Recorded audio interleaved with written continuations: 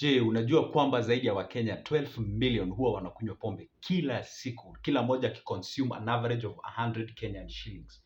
So ukipiga hesabu ya haraka haraka, hiyo inamaanisha ni 1.2 billion Kenyan shillings ni pesa ambazo huwa zina flow in our country or in our economy as a result of alcohol taking in our country. So what does that tell you? And by the way, those figures are according to NACADA. NACADA is a body designed or designated to offer control as far as the alcohol taking and drug abuse is concerned. Right? So what does that tell you? Hiyo inakwambia kwamba biashara ya alcohol or anything is alcohol related has a lot of money into it. Yeah, I know people will come on board and say, okay, there is a lot of disturbance as far as the police are concerned or something of sort. Okay, you start your business, the harassment starts from there, even if you have all the licenses and everything in place. That's a fact, and I don't want to, sweep that one under the carpet. It's a fact out there, and it's happening, right? Take a case scenario of, a very successful business person by the name Annalisa, no, not Annalisa Mugai, but this Keroche family, right? You find that they are running a very successful business. But again, they're being disturbed by the government for the tax issues and something of sort. Yeah, that happens. You know why? Everywhere that there is money, everybody goes, right? Or almost everybody goes. And that tells you that if you take an advantage of the flowing number ambazo unaziona in as far as the alcohol is concerned, you can make something out of it, right? So what does that mean? Or what does that tell you, those figures? At the end of the day, numbers don't lie, right? So what I can advise you is that I did give an business opportunity as far as the wine spirit is concerned, and that is one of the alcohols, right? So you find that if you can be able to run that business successfully, of course, with the right experience, or if you do not have an experience, you have somebody on board who knows the do's and don'ts as far as the alcohol industry is concerned, right? And when I say alcohol industry, it means that take a case scenario of wines and spirits also that sells alcohol. Take an example of bars and some restaurants that are mandated or they are given the authority to sell the alcohols. So that tells you that this industry is a lucrative industry in our country. All right. A lot of people nowadays take an example of a weekend, a typical weekend. How do majority of Kenyans spend a typical weekend, right? Or at least let's say the middle incomers in our country. How do they spend a typical weekend?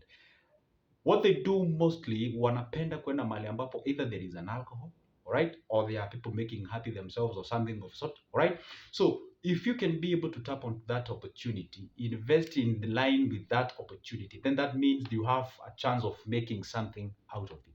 What I always tell people is that always have your eyes open as well as yours you open, so that at least you can be able to know what's trending, right?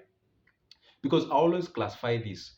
I always tell people whenever you want to invest on a certain or certain business, you have to, you know, put in mind these three things. Number one is that are you investing on what you understand?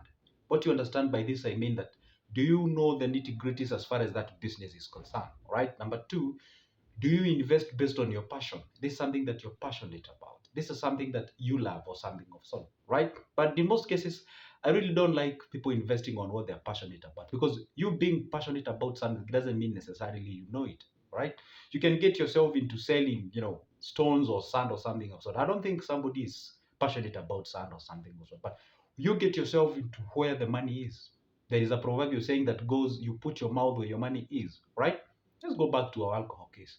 So for the sake of alcohol, for the sake of this specific video episode, is that alcohol is one of the most sold product in our country. But of course, if you put away the food and something of sort. So that means that if you can get yourself into that industry, if you can be able to tap that 1.2 billion money or billion shillings that flows in that big river and just make a small channel towards your pocket, that means you can pocket something, irrespective that police officers who are they disturb you, or instead of them bringing about the harmony or something of sort.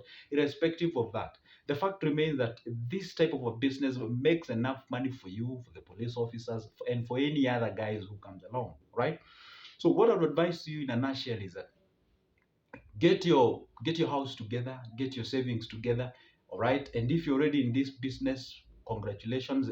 And here are some steps and things that you're supposed to understand as far as this industry is concerned. What I can say is that get to be in any typical business. What you're supposed to understand is that the sales services are very much important, And when I talk of sales services are important is that I do classify them into two. There's what I call the after sales service and before sales service, right? You have to know which sales service applies where and why, right? Because let's take the case of before sales service, all right? This is a sales service that you are supposed to offer to your customer to give them a reason why they should buy. And after sales service, this is a sales that you give to a customer, giving them a reason why they should come back.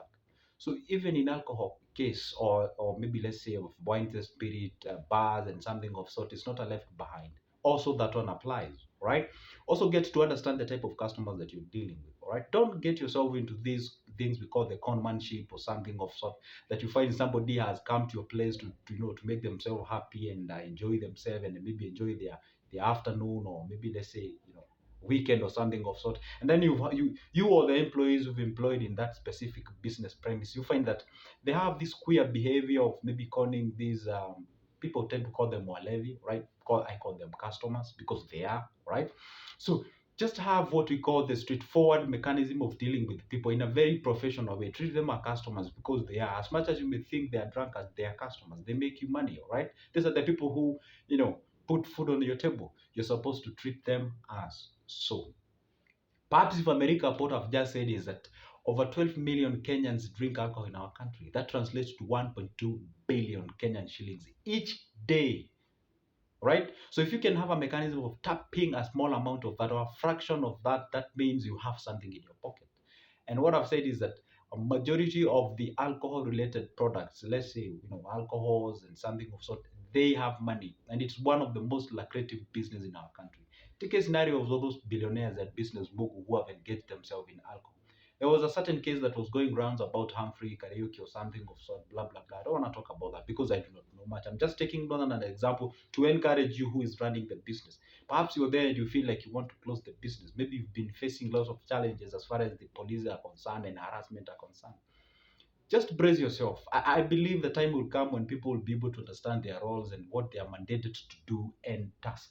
Right? Because I believe what brings the difference and issues as far as the disturbance and harassment is concerned is because of we are still not yet there. We are literate, yes, but we aren't civilized. We still don't understand how we are supposed, to exercise our authority entrusted unto us. And once we come to that point, then I can assure you, we will be in a better country whereby everybody will be respected, irrespective of the business they are operating. Right? So I decided to give you those figures because, just like I've said, numbers don't lie. It's good to know the numbers that goes on out there, so that at least before you get yourself into any business, you get to know what is the targeted market and how does the numbers look like as far as your business is concerned, right? So guess what, guys? If you love that kind of a content, I'm Joseph, and I talk about personal finance, personal development, investing, savings, as well as anything related to money. All right, this is the guy who comes after you get your money and tells you, "Yeah, you know what? You don't eat everything. You don't devour everything. Just keep a little bit for yourself for the sake of investing in the future." What I discourage mostly is don't just save for the sake of investing, right? And investing here, the purpose of investing is to create another channel of income. Because once you diversify your channel of income or channels of income, that means you don't rely on one channel of income. And that means whatever thing happened, just like what happens on 2020, as far as the COVID is concerned, that taught people a lot of things. And if you never learned anything, then I think this is the high time you should. Because you never know what's coming. It's always good to prepare yourself just for anything. Even if they say you're paranoid, just live as if you're paranoid, but you're not.